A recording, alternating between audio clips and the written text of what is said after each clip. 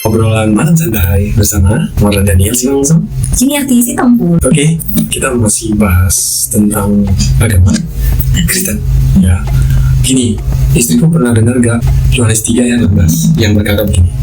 Karena begitu besar kasih Allah akan dunia ini, sehingga dia mengaruniakan anaknya yang tunggal, supaya segenap orang yang percaya kepadanya tidak binasa, melainkan memperoleh hidup yang kekal. Pernah. Oke, menurut istriku gimana itu maksudnya?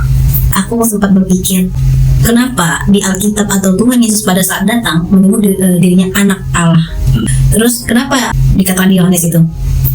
Maka ia mengaruniakan anaknya yang tunggal. Kenapa nggak bila tahu menyebutkan bahwa Tuhan Yesus itu Allah itu sendiri gitu. Oke, jadi sebenarnya gini, kita harus pahami dulu ya dasar dari kedatangan Tuhan Yesus dulu. Kita harus pahami dulu ya, kalau bisa dibilang dalam istilah sekarang itu namanya menyamar gitu. Orang menyamar ya udah pasti nggak ngaku, ini bukan nggak ngaku ya, nggak ngasih tahu. Oh ini aku sebenarnya, contoh orang intelijen menyamar di jadi masyarakat, bilang saya intelijen, enggak. Kenapa? Bukan karena berbohong, bukan hanya karena untuk itu, tapi supaya tujuannya tercapai. Nah, Tuhan Yesus datang ke bumi sebagai anak manusia. Kenapa disebut anak manusia? Karena dia lahir sebagai manusia, datang di dunia sebagai manusia, bukan sebagai Allah. Jadi disebut dia sebagai anak manusia. Nah, kenapa ada penyebutan anak manusia? Kenapa datang sebagai manusia? Gitu aja kenapa? Karena dia dilahirkan oleh manusia. Gitu loh. Iya. Tapi dia nggak punya bapak manusia sebenarnya.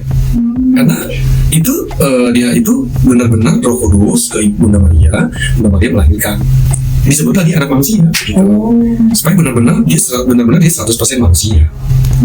Nah, pertanyaan sebenarnya adalah kenapa harus jadi manusia gitu. Iya. Bukan pertanyaannya kok Tuhan jadi manusia, salah. Sering pernah nih aku dengar begini, kok Tuhan kalian disalibkan, kok Tuhan kalian orang sih gitu. Manusia. Aku bilang gini, iman kami itu berkata bahwa Tuhan jadi manusia, bukan manusia jadi Tuhan, bukan. Manusia jadi Tuhan. Sekarang aku tanya sama istriku percaya nggak kalau Tuhan itu Maha Kuasa? Percaya. Kalau percaya ya Maha Kuasa, berarti dia mau jadi apa aja bisa. Iya. Ya udah, dia jadi manusia. Jadi sekarang pertanyaan yang penting adalah kenapa jadi manusia? Kenapa coba? Oke, Tuhan itu datang jadi manusia. Yang pertama adalah untuk mencontohkan bahwa pekerjaan yang kukasih sama kalian sebagai manusia itu bisa dilakukan. Menjadi teladan itu sebenarnya. Menjadi teladan, menjadi contoh. Jadi semua yang Tuhan Yesus lakukan, mulai dari dia lahir sampai dengan dia mati, sampai naik ke surga lagi, itu semua contoh. Apa inti pesan dari kedatangan Tuhan Yesus itu adalah memberi contoh bahwa mengasihilah sampai kamu mati pun kamu mengasihi. Tuhan Yesus tetap mengasihi sampai mati. Semua yang dia lakukan, semua itu semua terkait dengan kasih. Gitu ya. Jadi kita kalau telusuri jalan hidup Tuhan Yesus, apa aja yang dia lakukan, semua berhubungan dengan kasih untuk kita contoh gitu loh. Jadi ada dua nih kedatangan Tuhan Yesus kalau menurutku ya. Yang pertama itu tadi yang di podcast kita pertama kita bahas menebus manusia. Kenapa? Karena manusia itu bukan hanya sudah berbuat dosa, bukan, tetapi diperbudak dosa. Jadi harus datang Tuhan supaya yang memperbudak manusia itu lari jauh-jauh. Jadi kita harus terima hadirat Tuhan setiap saat supaya perbudakan itu, yang memperbudak itu lepas bagi dari kita. Jadi yang pertama dalam Tuhan Yesus adalah untuk menebus, melepaskan kita dari perbudakan dosa. Kemudian yang kedua menjadi teladan, menjadi contoh. Makanya itu dua misi yang berbeda. Tapi menurutku sih selama ini banyak pemuka agama, pendeta-pendeta kita menjelaskan digabung, akhirnya sulit dimengerti. Iya. Ya contohnya gini, Tuhan Yesus kan berdoa. Tuhan Yesus berdoa. Tuhan Yesus setiap mau berkhotbah pergi berdoa dulu. Tuhan Yesus setiap mau mengalami persekusi itu, mau disalibkan itu, Tuhan Yesus berdoa sampai ingatnya itu darah. Itu semua teladan supaya semua pengikutnya itu mencontoh dia.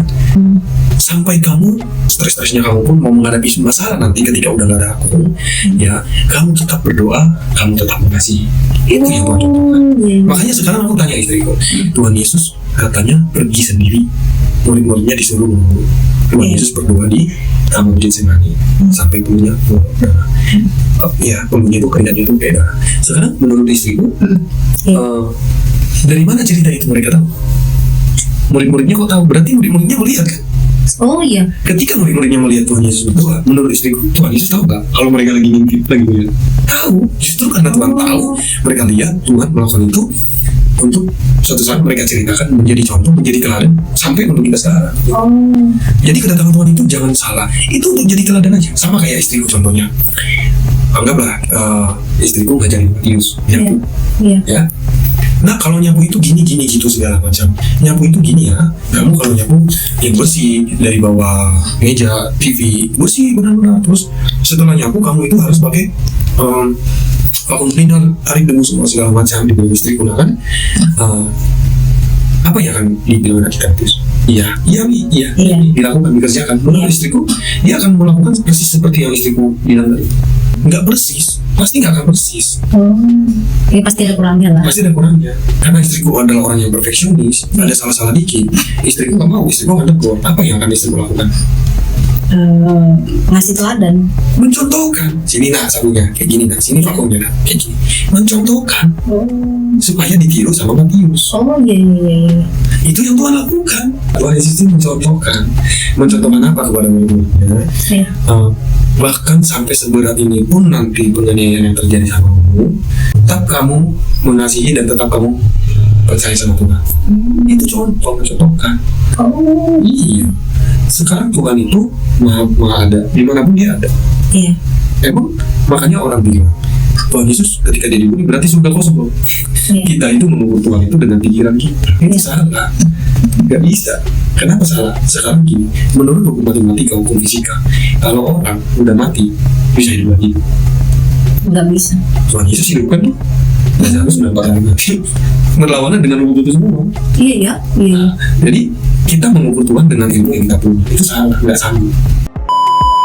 Berarti waktu Tuhan Yesus di dunia lahir sebagai anak manusia, berarti Tuhan Yesus menjadi 100% manusia? Ya jelas. Nggak apa-apa, kita langsung jawab aja. Ya jelas. Dia 100% manusia. Makanya dia itu datang. Bisa nggak dia langsung menjelma jadi manusia tanpa dilahirkan? Bisa. Jawabannya bisa. Tapi kenapa dia harus dilahirkan? Ya supaya kita benar-benar, oh iya benar, itu bisa dilakukan. Dia benar-benar 100% manusia. Bisa sakit, bisa merasakan dingin, bisa merasakan panas. Nah, yang persis seperti itu mencontohkan langsung dari kita. Gitu, simpel kok. Dia Tuhan itu jadi manusia untuk membeli teladan sama kita. Kemudian yang kedua, penebusan. Menurutku sih itu terpisah ya. Menurutku terpisah. Penebusan itu seperti yang di podcast kita pertama kita jelasin. Makanya guys, dengerin podcast yang pertama ya, baru dengerin podcast kita yang ini. Oke, dah. Dari Orlan, Vivi Matius, dan Jenny, Mimpi Matius Maura. I love you all. Dadah.